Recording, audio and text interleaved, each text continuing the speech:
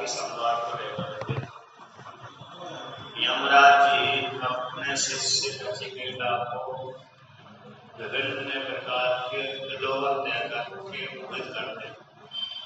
यानी स्थूणा लिखना न्याय, तो स्थूणा लिखना न्याय के द्वारा उसको देखते हैं कि ये उत्तम ज्ञान का अधिकारी है अथवा नहीं है। तो ज्ञान के अधिकारी के लिए योग्यता को देख लिए बहुत से प्रलोभन किए जाते हैं। यदि साधक उसे प्रलोभन में फंस जाता है तो उस तत्व की प्राप्ति में उसको कठिनाई होती है। जिस तत्व की प्राप्ति के लिए उसने प्रयत्न किया था, तो क्योंकि उसमें अभी पूरा अधिकारी नहीं बन पाया। जब पूरा अधिकारी बनेगा तो सारे प्रलोभनों को त्याग करके उस तत्व को प्राप्त करेगा। ऐसे किसी लक्ष्य को प्राप्त करने के लिए हम चले, किंतु लक्ष्य को प्राप्त करने के लिए हम चले थे, किंतु बीच में हमारी कामना दूसरी प्रकार की जागृत हो गई, उत्पन्न हो गई। जब दूसरी प्रकार की कामना उत्पन्न हो जाती है तो जो मुख्य लक्ष्य से हम भटक जाते हैं, दूसरे कामना में फंस जाते हैं। उसी प्रकार से यहाँ पर प्रलोभन को लेकर के लोग को दिखा करके उसकी परीक्षा करते हैं। तो जब शिष्य परीक्षा में पास हो जाता है तो फिर उस प्रकार की विद्या उसको दे दी जाती है जो विद्या के लिए उसने प्रयत्न किया था। दूसरी प्रकार से यहाँ पर कहते हैं नचिकेता, कहते हैं नचिकेता से कहते हैं कि यमराज जी कहते हैं नचिकेता, यह जो तुमको बुद्धि आई है ये तर्क के द्वारा नहीं आए, क्योंकि जो सूखी तर्क है उसके द्वारा तुमको इस बुद्धि की प्राप्ति नहीं हुई, बल्कि हे पूछने वाले शिष्य एक अनन्य प्रोक्ता, मतलब किसके द्वारा, इस मुझ जैसे, मतलब जो आचार्य है, आचार्य की कृपा से, मुझ देवता की कृपा से, मुझ देवता आचार्य की कृपा से तुमको इस बुद्धि की प्राप्ति हुई है। और तुम कैसे हो, कहते हैं जो शास्त्र अर्थात जो परंपरा से पड़ा हुआ है, परंपरा से जो आया हुआ है, ऐसे आचार्य के द्वारा उपदिष्ट ज्ञान के द्वारा वैसे उस तत्व को प्राप्त कर लेता है। उसी के द्वारा उपदिष्ट ज्ञान परंपरा के द्वारा अध्ययन की हुई, परंपरा के द्वारा पढ़ी हुई आचार्य के द्वारा जब ज्ञान उपदिष्ट होता है तो सुनने वाले को सुगमता हो जाती है, उस तत्व की प्राप्ति उसके लिए सरल हो जाती है। तो सुज्ञान भक्ति आता जिस आचार्य ने परंपरा से पढ़ करके दूसरे को उपदेश करता है, तो ऐसा सुनने वाला व्यक्ति के लिए वह तत्व जानने के लिए सरल हो जाता है। और यदि जिस किसी आचार्य ने परंपरा से नहीं पढ़ा और बाजार से एक पुस्तक लेकर के खरीद करके पढ़ लिया, तो फिर उस वह उपदेश करेगा, मंच से मंचासन करेगा, तो कुछ ना कुछ कमी छोड़ देगा, लेकिन कुछ ना कुछ कमी कर देगा। इसलिए उसके द्वारा उपदिष्ट ज्ञान कैसे हो जाता है, अधूरा रह जाता है सुनने वाले को। हाँ, यदि सुनने वाला योग्य अधिकारी है तो थोड़ा ज्ञान भाषा प्राप्त कर लिया, फिर जिज्ञासा हो जाती है, तो जिज्ञासा होकर के फिर दूसरे आचार्य के पास में चला जाएगा और दूसरे आचार्य के पास में जाकर के फिर वो मुख्य तत्व को प्राप्त कर लेता है। तो कहते हैं नचिकेता से कहते हैं कि हे यमराज जी कहते हैं, हे नचिकेता, तुमको उस प्रकार की बुद्धि प्राप्त हुई है और तुम कैसे सत्य बोध ग्रहण करने वाले हो। मेरी अनुकंपा से, मेरी कृपा से तुम इस शास्त्रीय बुद्धि को प्राप्त करने वाले हो गए हो। और तुम्हारे जैसे विद्यार्थी मेरे पास में बार बार आते रहे। जिस प्रकार से तुम आत्मा को जानने की जिज्ञासा को लेकर आए हैं, उसी प्रकार से मेरे पास में और बहुत से विद्यार्थी आते रहे जो आत्मा को जानने की इच्छा करने वाले हो, प्रश्न करने वाले हो, पूछने वाले हो। ऐसा नचिकेता से कहते हैं। और इसके बाद और भी कहते हैं, नचिकेता ने जब भोगों को त्याग किया, भोगों को स्वीकार नहीं किया और नचिकेता की प्रशंसा करते हैं। अभी तक तो योग्यता की लेकर के प्रशंसा कर दी, फिर तुम बड़े बुद्धिमान हो, तुमने क्या किया, सारे जो मैंने जितने प्रलोभन दिए थे उनको तुमने त्याग कर दिया और तुम अपने सिद्धांत पर टिके रहे, अपने वरदान पर टिके रहे, और तुमने उसी तत्व को चाहा जिस तत्व के लिए तुमने प्रश्न किया, उससे तो च्युत नहीं हुए। और भी कहते थे कि मैंने जो कर्मों का विलोपन दिया था, उन कर्मों में तुमने अनंतता जानकर त्याग दिया। इसको लेकर के कहते हैं जानामि हम सेवते नित्यम न यदुर्वहि प्राप्ते हि ध्रुवं ततो मया नाचिकेतश्चितो अनन्तेर्द्रव्यैः प्राप्यवानस्मि नित्यम्। तो नचिकेता से यमराज जी कहते हैं, हे नचिकेता, जानामि हम सेवते इति नित्यम पदार्थम।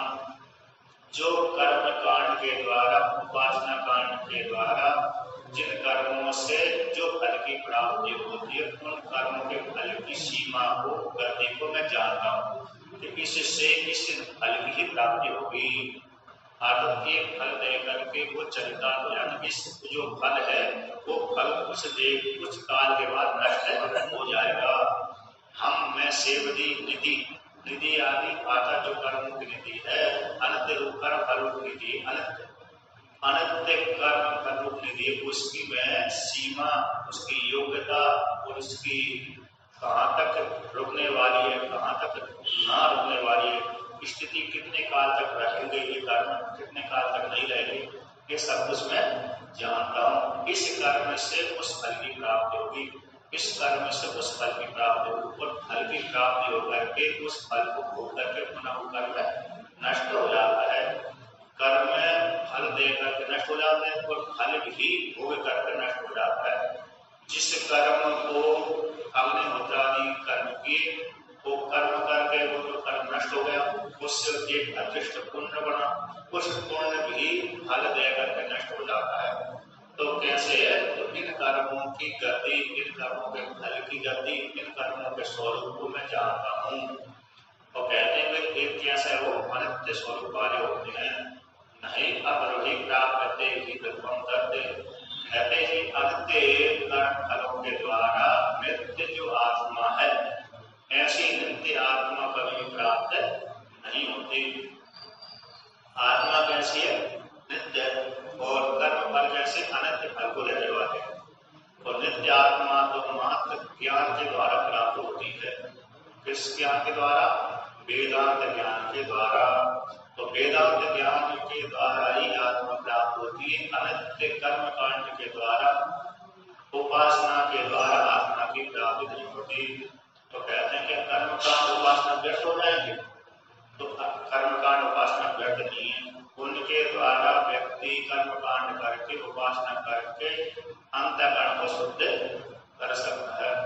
जब अंतःकरण को शुद्ध हो जाएगा, कर्म कांड करके, उपासना करके, कर्म कांड द्वारा कर्म करके, अर्थात निष्काम कर्म करके, तो निष्काम कर्म करके उस व्यक्ति के जो साधक है, चाहे वो साधक स्त्री हो अथवा पुरुष हो, उस साधक के निष्काम कर्म करने से अंतःकरण की शुद्धि, अंतःकरण की शुद्धि से ज्ञान की योग्यता, फिर ज्ञान की योग्यता से ज्ञान की प्राप्ति और आत्म तत्व की प्राप्ति हो जाती है। इस परंपरा से वो साधन कैसे होते हैं? परमात्मा की प्राप्ति के हो जाते हैं। किंतु डायरेक्ट रूप से, डायरेक्ट कर्म के द्वारा, साक्षात कर्म के द्वारा ही आत्म तत्व की प्राप्ति हो जाती, संभव नहीं है, बल्कि परंपरा के द्वारा है। तो इस प्रकार से जैसे बद्रीनाथ कोई जाएगा यहाँ से तो सीधा सीधा नहीं जा सकता, बल्कि पहले कहाँ से जाएगा? ट्रेन से जाएगा, फिर बस से जाएगा, तब बद्रीनाथ पहुंचेगा। अब ऐसा उसके पास में साथ नहीं है हेलीकॉप्टर आदि, है ना, सीधा वहां पर पहुंच जाए। तो जब जिसके पास में सामर्थ्य नहीं है, वहां पर बद्रीनाथ की ज्यादा धनादि संपत्ति नहीं है, तो पहले ट्रेन के माध्यम से जाएगा वो, तो फिर बस के माध्यम से जाएगा, फिर तब बद्रीनाथ पहुंचेगा। किंतु जिसके पास में बहुत अपार संपत्ति है, तो यहीं से हेलीकॉप्टर पर बैठ करके, हवाई जहाज के ऊपर बैठ करके सीधा बद्रीनाथ पहुंच जाएगा। तो उसी प्रकार से यहाँ पर भी क्या है, दृष्टासन में ज्ञान के द्वारा सीधा आत्म तत्व की प्राप्ति हो जाएगी, किंतु कर्म कांड के द्वारा सीधा ज्ञान की प्राप्ति ज्ञान कर्म कांड के द्वारा सीधा आत्म तत्व की प्राप्ति नहीं होती, बल्कि कर्म कांड के द्वारा अंतःकरण शुद्ध होगा। उस अंतःकरण शुद्ध होने में जब अंतःकरण शुद्ध हो गया उसमें पुनः ज्ञान की प्राप्ति की योग्यता आ जाएगी, उसी ज्ञान से फिर आत्म तत्व की प्राप्ति होगी। इसलिए कर्मकांड क्या करते हैं, निष्काम कर्मकांड आत्मा को अंतःकरण को शुद्ध करते हैं। आत्मा तो शुद्ध है किंतु हमारा जो दूषित मन है उस दूषित मन को साफ करते हैं। अब दूषित मन जब साफ हो जाएगा निष्काम कर्म करते करते, तो हमारे मन में अपने आप ही जिज्ञासा होने लगेगी कि मैं कौन हूँ। आपने रमण महर्षि की पुस्तक कभी सुनी होगी, देखी होगी, पढ़ी होगी, तो उसमें एक बात कहते हैं मैं कौन हूँ, है नहीं? तो मैं कौन हूँ, तो वहां पर जब जिस व्यक्ति का मन शुद्ध हो जाता है, पवित्र हो जाता है, प्यारा हो जाता है, निष्काम कर्म करते हैं, तो उसको जानने की इच्छा अपने आप उत्पन्न हो जाती है। तो मैं कौन हूँ, जब मैं कौन में ज्यादा मन लगने लगेगा तो फिर उसे मैं कौन को जानने के लिए वेदांत पढ़ने लगेगा, श्रवण करने लगेगा, सुनने लगेगा, मनन करने लगेगा, नित्यासन करने लगेगा।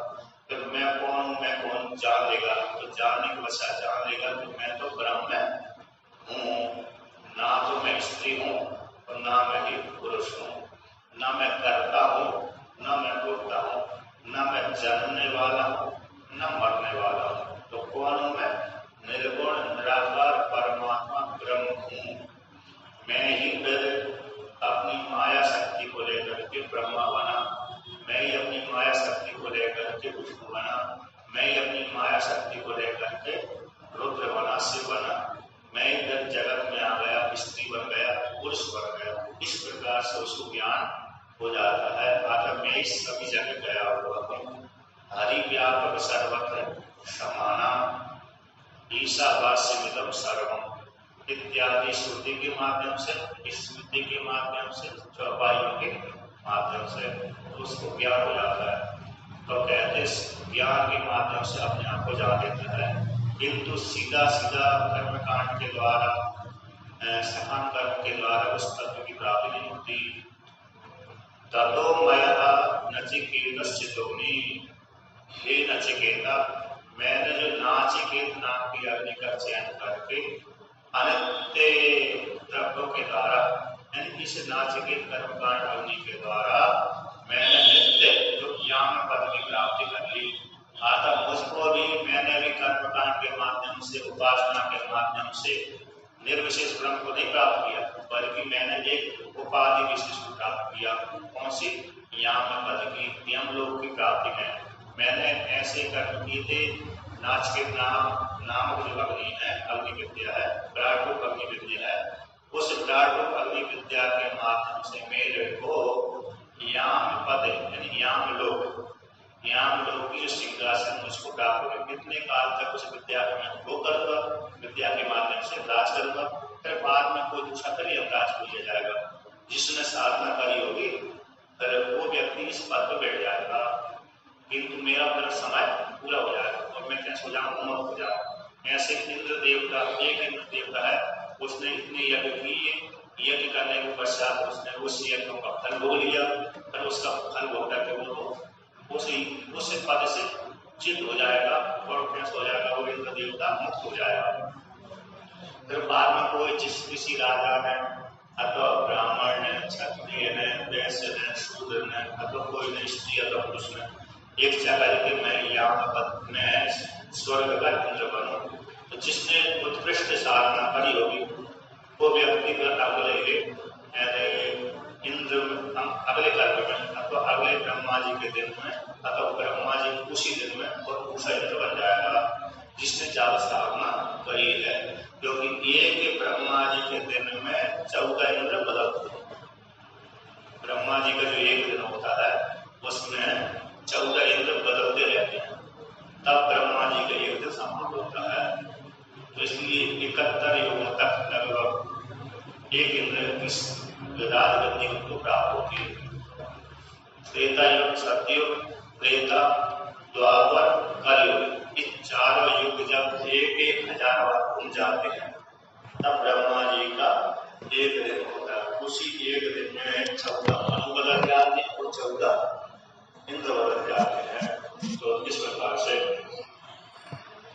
तो आप इस वर्तमान काल में इस इंद्र का राज चल रहा है, अगले कुछ काल के बाद दूसरे इंद्र आ जाएगा। जैसे राष्ट्रपति पद है, 5 साल के बाद उसको बदलना ही पड़ता है। यदि उसने ज्यादा तपस्या करी होगी तो 10 साल हो जाता है, 10 साल के बाद तो फिर रहता ही नहीं। ऐसा नियम है इधर का। और राजा, पहले के जो राजा होते थे या तो बैराग होकर के राज को त्याग करते थे या फिर युद्ध में मारे जाते थे या तो मार देते थे, तब उनकी राजगद्दी नष्ट होती थी। 2 ही विकल्प थे वहां पर पहले के राजाओं में, या तो बैराग होकर के अपने पुत्र को राजगद्दी सौंप करके जंगल में चले जाते थे, इस प्रकार से राज को छोड़ते, या फिर युद्ध क्षेत्र में लड़ते लड़ते प्राण त्याग दिए तो तब राजगद्दी उनकी नष्ट होती थी। किंतु 5 साल के लिए राजा बना हुआ ऐसा उनकी पहले भी नहीं थी। अभी वर्तमान काल में तो पहले तो अपने पुण्य के बल के प्रभाव से राजा बनते थे, अभी भी पुण्य के बल के प्रभाव से बनते हैं, लेकिन 5 साल 10 साल तक ऐसे रहते हैं। इसके बाद जो बड़ा पद है 5 साल 10 साल के लिए, 5 साल के लिए मिलता है, तो छोटा मंत्री आदि पद तो कई वर्षों तक मिलता रहता है। तो कहते हैं मैं अनित्य द्रव्यों के द्वारा अनित्य जो कर्मकांड उपासना के माध्यम से मैंने नित्य याम पद अकल यमलोक की पद की प्राप्ति मैंने करी, किंतु निर्विशेष ब्रह्म में इन कर्मकांड के द्वारा प्राप्त नहीं होता। निर्विशेष ब्रह्म की प्राप्ति तो ज्ञान के द्वारा ही होती है। और भी कहते हैं, नचिकेता की प्रशंसा करते हैं यमराज जी, कामस्याप्तिं जगतः प्रतिष्ठां ततोऽनन्त्यम् अव्यस्य पारम् इष्टो मे महत्पुरुगायं प्रतिष्ठां दृष्ट्वा प्रत्यः धीरो नचिकेतोऽद्य साक्षिः। कहते हैं कि यमराज जी नचिकेता से कहते हैं, हे नचिकेता, मैं इस काम की समाप्ति को जानता हूँ। आदत काम की सीमा यहाँ तक है, कर्म कांड के द्वारा प्राप्त कर्म की सीमा यहाँ तक है। ये इस लोक को फल को देने वाले हैं। कर्म कांड इस लोक के कर्म कांड के द्वारा इस लोक को फल की प्राप्ति होगी। आदत कर्म कांड की गति कहाँ तक है? स्वर्ग लोक तक है। उपासना की गति कहाँ तक है? ब्रह्म लोक पर्यंत तक है। यानी कर्म कांड से मात्र पितृलोक फल की प्राप्ति होती है। स्वर्ग लोक भी कहते हैं उसको, पितृलोक भी कहते हैं। हमारे पिता मरने के पश्चात वो कहाँ गए? स्वर्ग लोक में गए, ऐसा बोलते हैं। आदत पिताजी का पास कहाँ हो गया? स्वर्गवास हो गया। तो यहाँ से कर्म लोक से चलेगा, स्वर्ग में आप रह रहे हैं। तो कर्म कांड करके वहां पर गए थे, तीर्थ सेवन करके, कर्म कांड करके। अब जो उपासक है, उपासना के बल के प्रवास को ब्रह्मलोक में चला जाता है। पंचाग्नि विद्या है, ओमकार की विद्या है, अन्य प्राण विद्या है, रूमा विद्या है, अन्य जो विद्या होती है उन विद्या के माध्यम से वो ब्रह्मलोक पर्यंत ब्रह्मलोक तक की उसकी प्राप्ति हो जाती है। और जो ध्यान करता है उसको मात्र आत्मतत्व की प्राप्ति हो जाती है, व्यापक हो जाता है। अब जो ओमकार की उपासना, आत्मा की उपासना करता था, उपासना करते करते ज्ञान तो नहीं हो पाया, किंतु उपासना करने से ज्ञान होने से पहले से छूट गया उसका, तो वह व्यक्ति मरने के बाद ब्रह्मलोक में जाता है। वो ब्रह्मलोक में जाकर उसको ज्ञान हो जाता है। ज्ञान होने के बाद जब तक ब्रह्मा जी की आयु रहेगी तब तक ब्रह्मलोक में रहेगा। वो ब्रह्मलोक में रह करके आनंद को भोग करेगा, जीवन मुक्त अवस्था में करेगा। जब ब्रह्मा जी की आयु समाप्त हो जाएगी, उसी काल में वह भी ब्रह्मा जी के साथ लीन हो जाएगा। ऐसा शास्त्र में वर्णन आता है। तो कहते हैं काम की समाप्ति को मैं जानता हूँ। जगत प्रतिष्ठा, जगत की प्रतिष्ठा, स्थिति, सीमा, इसको मैं जानता हूँ। कृतोरनंत्यम, कृतु जो यज्ञ का फल है, अनंतत्व, इतने फल इतने काल तक है, इतने लोगों को फल को देने वाला है। कृतु का फल भी यहाँ तक, उसको मैं जानता हूँ। अवश्य पारम, अभय के पार को भी मैं जानता हूँ। और कहते स्तुतम महान, स्तुति आदि को जानता हूँ, और महती मान अणिमा लघिमा गरिमा ईशित वसित प्राकंप इत्यादि जो अष्ट सिद्धियां हैं उनको मैं जानता हूँ। पूर्व गाये इस प्रकार विष्णु गति वाली प्रतिष्ठा पूर्व में जान सकते हैं। ऐसे तुम सबको इनको दे करके इन सबको समझ करके दे करके हीन बुद्धिमान सती के द्वारा हीन अचित तुमने त्याग दिया। काम की समाप्ति को देकर के, जगत की प्रतिष्ठा को देकर के, मृत्यु के अंतर को देकर के, अभय के पार को देकर के, स्तुति को देकर के, अणिमा आदि सिद्धि के स्वरूप को जा करके, प्रतिष्ठा को जा करके, सबके सार को निकाल करके, इन सबके सार को निकाल कर तुमने सबको असार जाना। इनमें कोई सार नहीं है, कामना में कोई सार नहीं, जगत में कोई सार नहीं है, मृत्यु में भी कोई सार नहीं है, और स्तुति आदि में कोई सार नहीं है, अणिमा आदि सिद्धि में कोई सार नहीं है, इत्यादि सबके असार, उनमें असार देख लिया। आगे में कोई सार नहीं है, सार किसमें? आत्मा को जानने में ही सार है। इस प्रकार से जान करके तुमने इन सब का त्याग कर दिया, मतलब इनमें से किसी एक भी वस्तु को नहीं चाहा, त्याग दिया इन का। इसलिए तुम बड़े बुद्धिमान और धीर हो, धैर्य पूर्वक तुमने त्याग दिया। किंतु बहुत से व्यक्ति नहीं त्याग पाते, तो नहीं त्याग पाते हैं तो फिर क्या हो जाता, वो फंस जाते हैं। जैसे व्यक्ति ने, स्त्री अथवा पुरुष ने घर त्याग दिया, तो घर त्याग करके साधु बन गया, है ना, महात्मा बन गया। महात्मा बनने के पश्चात फिर उसको ऐसा संग प्राप्त हो गया कि बड़ी आश्रम का शिष्य बन गया। यहाँ पर खूब संपत्ति ऐश्वर्य आदि होती है, उसका शिष्य बन गया। अब वहां पर शिष्य बन करके, शिष्य अथवा शिष्या बन करके उसके ऐश्वर्य में फंस जाता है, फंसा करके हो जाता है। तो उसकी ऐश्वर्य में फंस जाकर कहते हैं मेरे गुरु जी के आश्रम है, मेरे को ये आश्रम संभालना पड़ेगा, ये आश्रम संभालना, इसके देख रेख करने पड़ेगी। गुरु जी के जो भक्त आते हैं उनको रहने के लिए, आने जाने के लिए, ठहरने के लिए, भोजन आदि की व्यवस्था के लिए सारा मेरे को देखना पड़ेगा। लेकिन आया था किसके लिए? वो परमात्मा की प्राप्ति के लिए। तो बीच में एक अवरोध उसको आ गया, फंस जाता है ना। तो फंस जाने के कारण क्या होगा, उसने जो मुख्य लक्ष्य था उससे कम हो जाती, दूरी हो जाती है, फिर देरी हो जाती है उसके लिए आता। तो अब उसको उससे हटने के लिए अथवा उससे परमात्मा को प्राप्ति के लिए उसकी अपेक्षा बुद्धि करके उससे ऊपर उठना पड़ेगा, फिर कर त्याग करना पड़ेगा, कहीं एकांत में जाकर के चिंतन करना पड़ेगी। तो कहते हैं बहुत से व्यक्ति फंस जाते हैं, किंतु तुमने इन सबके आसार को जान करके, संपत्ति के आसार को जान करके, कर्मकांड के आसार को जान करके, उपासना के फल का आसार जान करके, अणिमा आदि सिद्धियों के आसार को जान करके सबका त्याग कर दिया।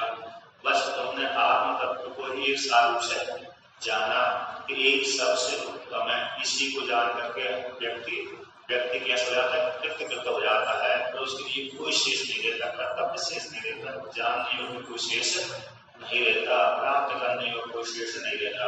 फिर सुख में सुखी रहता है, दुख में सुखी रहता है। आत्मा को जान करके व्यक्ति सुख में तो सुखी रहता ही है, लेकिन आत्मा को जानने वाला व्यक्ति दुख में भी सुखी रहता है। आपने देखा होगा अन्य व्यक्ति जो आत्मा को नहीं जाना वो सुख में तो सुखी रहता है, किंतु दुख में वो दुखी हो जाता है।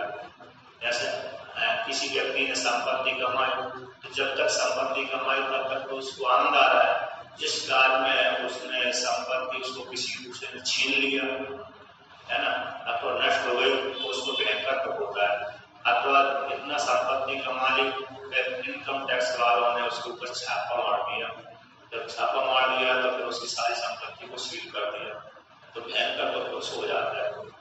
तो अब जिसने आत्म तत्व को जान लिया उस वाले व्यक्ति की स्थिति क्या होती है, उसके पास में योग्यता के अनुसार धन तो आ गया, कहते जब नष्ट हो जाता है तो उस नष्ट हो जाने पर उसका मन दुखी नहीं होता। वो कहता है ये धन तो आने जाने वाला है, एक समय था मेरे पास में आया, एक समय ऐसा आया मेरे पास चला गया, और उसमें काय को चिंता करना, इस प्रकार से उसके मन की स्थिति ऐसी बन जाती है। बहुत से लोगों को आपने देखा होगा, सुना होगा, चाहे वो ग्रस्त हो चाहे रक्त हो, चाहे वो एक्चुअली जरूर नहीं है कि ग्रस्त वाले ही दुखी होंगे, रक्त वाले दुखी नहीं होंगे, ऐसा कोई निश्चय नहीं है। वो तो मन की स्थिति पर निर्भर करता है ना। चाहे वो स्त्री हो या पुरुष हो, उसकी मन की स्थिति मजबूत है तो दुखी नहीं होते, दुखी नहीं होता, दुखी नहीं होती। मन की स्थिति कमजोर है तो दुखी हो जाएगा, सुखी हो जाएगा। सुखी तो सबको होता ही है, लेकिन दुखी भी दुख के कारण दुखी हो जाता है। तो जिसने वेदांत का श्रवण किया, अच्छी निष्ठा पूर्वक श्रवण किया, तो ऐसा व्यक्ति कष्ट के आने पर भी दुखी निश्चित नहीं होता। तो कहते हैं ये सारे कष्ट तो मेरे मन के धर्म है। किसके धर्म है? मन के धर्म है, शरीर के धर्म। तो कोई मन के धर्म शरीर में उभर रहे दिख रहे हैं, मन के माध्यम से कहा होगा शरीर में दिखेगा। बिना शरीर के और बिना सूक्ष्म शरीर के भोग नहीं भोगे जाते। ना स्वतंत्र स्थूल शरीर भोग होता है, ना स्वतंत्र सूक्ष्म शरीर भोगता है, बल्कि दोनों को मिश्रण करके ही फल भोगे जाते हैं। सुख दुख वाले फल भोगे जाते हैं। और आरोप किसके ऊपर हो जाते हैं? तीसरे वाले व्यक्ति के ऊपर। कूटस्थ आत्मा के ऊपर आरोप कर देते हैं कि भोग कौन भोगता है? मन भोगता है, सूक्ष्म शरीर भोगता है। और सूक्ष्म शरीर बिना स्थूल शरीर के नहीं भोग सकता। सूक्ष्म शरीर भोग रहा है, असर किसके ऊपर हो रहा है? इस स्थूल शरीर के ऊपर। तो मन दुखी हो गया तो चेहरे के ऊपर असर पड़ जाता है।